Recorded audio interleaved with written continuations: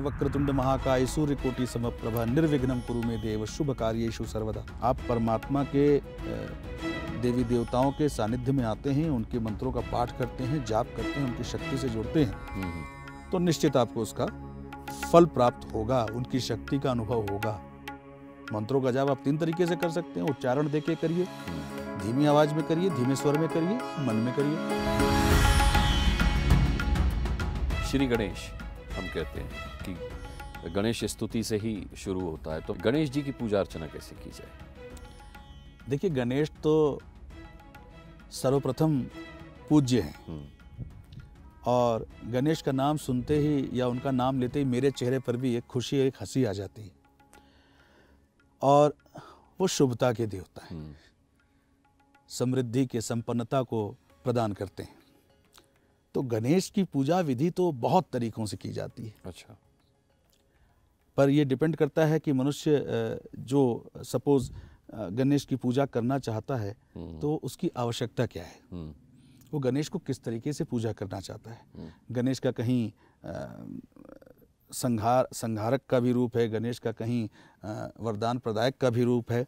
तो ये निर्भर करता है कि आप किस भाव में जाते हैं। जैसा मैंने पहले भी बोला कि पूजा दरअसल पूजा नहीं, परमात्मा से, देवी देवताओं से जुड़ना और उसका एक सरल उपाय है उनके मंत्रों की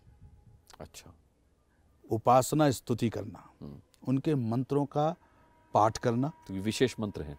हाँ, सब विशेष हैं, बिल्कुल विशेष मंत्र हैं। यूं तो सभी जानते हैं, हम गणेश को प्रणाम करते हैं तो ओम गंग गणपतये कहते हैं। हम उनका एक मंत्र पढ़ते हैं, ओम वक्रतुंडाय हुंग। आमतौर पे सभी लोग जानते हैं, वक्रतुंड महाकाय सूर्यकोटि समप्रभा निर्विघ्नं कुरु मे देव शुभ कार्येषु सर्वदा। तो इस तरह के भी सरल मंत्र हैं।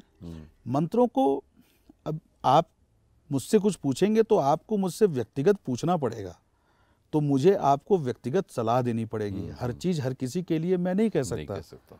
और ये भी नहीं कह सकता कि हर चीज हर किसी से सध जाएगी।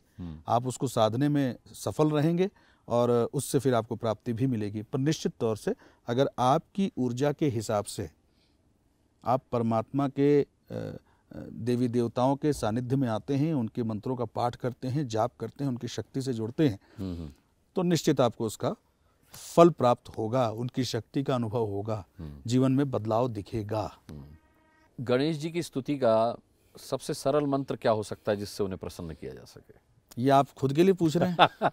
मैं अपने दर्शकों के लिए भी पूछ रहा हूँ। तो आप मुझसे बाद में ये पूछ लीजिएगा कि मुझे गणेश जी का कोई एक अच्छा सा मंत्र या स्तुति सुनाइए। ठीक है, वो मैं सुना दूंगा।